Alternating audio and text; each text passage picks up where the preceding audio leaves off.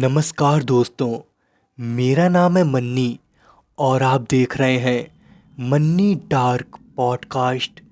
तो चलिए बढ़ते हैं आज की कहानी की ओर।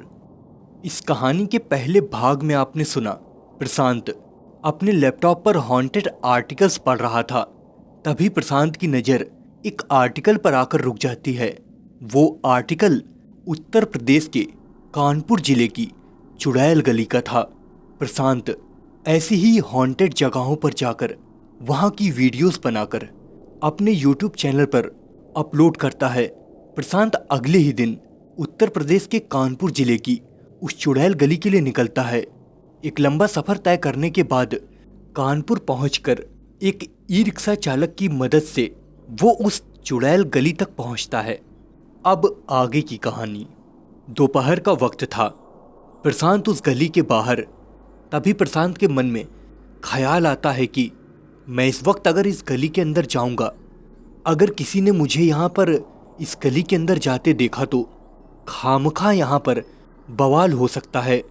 मैं काम करता हूँ, क्यों ना मैं रात में इस गली के अंदर जाता हूँ, देखता हूँ आखिर माजरा क्या है।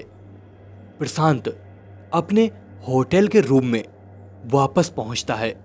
बिस्तर पर आराम करने लगता है तो प्रशांत को उसी गली के तरह तरह के ख्याल मन में चलने लगते हैं।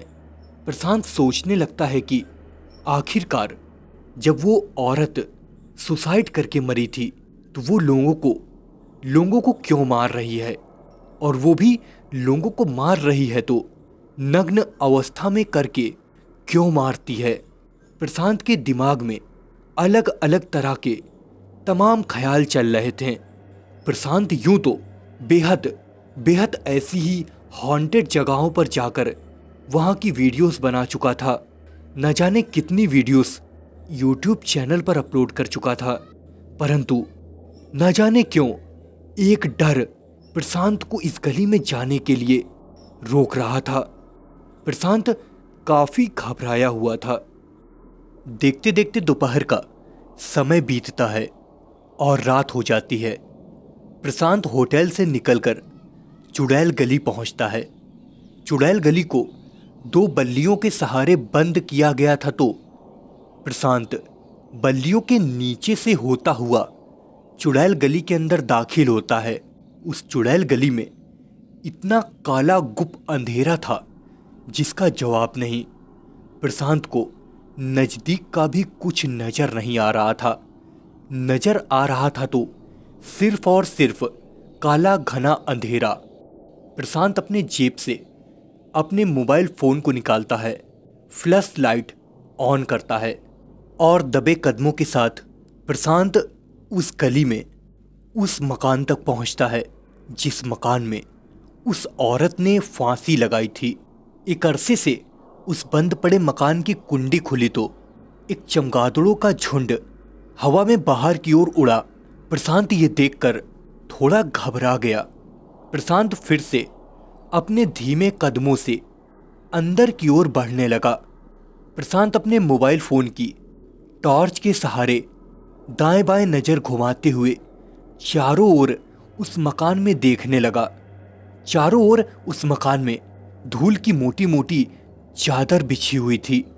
प्रशांत फाइनली उस कमरे तक पहुंचा जहां पर उस औरत ने फांसी लगाकर जान दी थी। कमरे में टंगे पंखे की तरफ प्रशांत की नज़र गई तो पंखे का एक पर टेढ़ा हो रखा था। प्रशांत काफ़ी अंदर ही अंदर घबराया हुआ था। उसके मन में तरह तरह के सैकड़ों सवाल चल रहे थे। प्रशांत ने बिना वक्त जाया किए उस कमरे की छानबीन करना शुरू कर दिया। प्रशांत ने देखा कि आज भी उस औरत और उसके आदमी के तमाम सामान उस कमरे में पड़े हुए हैं जैसे कि तैसे। प्रशांत बड़ी देर से उस कमरे की छानबीन कर रहा था। तभी प्रशांत को एक वहाँ पर नोटबुक मिलती है। प्रशांत उस नोटबुक को झटपट खोल के देखता है तो उसमें कई फ़ोन नंबर लिखे हुए थे। प्रशांत हताश होकर उस नोटबुक को बेड पर लेकर बैठ जाता है और नोटबुक के तमाम पन्ने निहारने लगता है। उसमें कुछ ना पाकर उस नोटबुक को वहीं बेड पर झटक के फेंकता है और तकिए में एक जोरदार हाथ मारता है। तकिए में हाथ मारता है तो प्रशांत को ऐसा लगता है कि तकिए में कुछ है। प्रशांत तुरंत ही उस तकिए को उठाकर तकिए में हाथ डाल के देखता है तो उसमें एक डायरी छिपी थी। प्रशांत उस डायरी को तुरंत निकालकर देखने लगता है। उस डायरी में उस औरत ने अपनी आपबीती लिखी थी।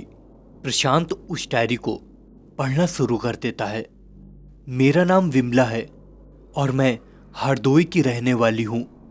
मेरा पति मेरा शारीरिक शोषण करवाता है और उस डायरी में लिखा था कि कैसे मोहल्ले वाले भी उसका शारीरिक शोषण करते थे और उसके पति राजेश का चक्कर उसी के पड़ोसन से चल रहा था। प्रशांत उस डायरी को पूरा पढ़कर खत्म करता है। यार, इस दुनिया में इतने कमीने लोग भी मौजूद हैं। प्रशांत उस डायरी को खत्म करता है तो एक उदास मन से बेड पर बैठा होता है। तभी प्रशांत को कुछ आहट महसूस होती है। प्रशांत को ऐसा लगता है कि कोई परछाई धीरे धीरे बड़ी हो रही है और उसी की तरफ कोई बढ़ता चला आ रहा है। प्रशांत के पसीने छूटने लगते हैं और प्रशांत के रोंगटे खड़े हो जाते हैं।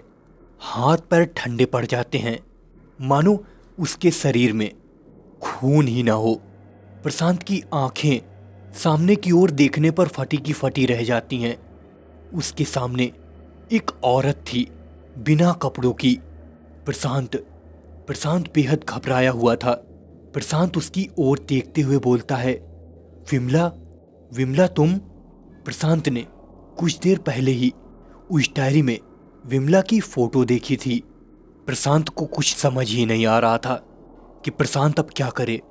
प्रशांत बस डर के मारे बेड पर बैठा हुआ कांपे जा रहा था।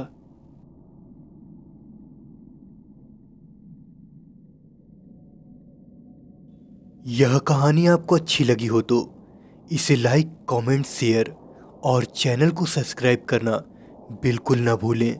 मिलते हैं नई कहानी में, तब तक के लिए नमस्कार।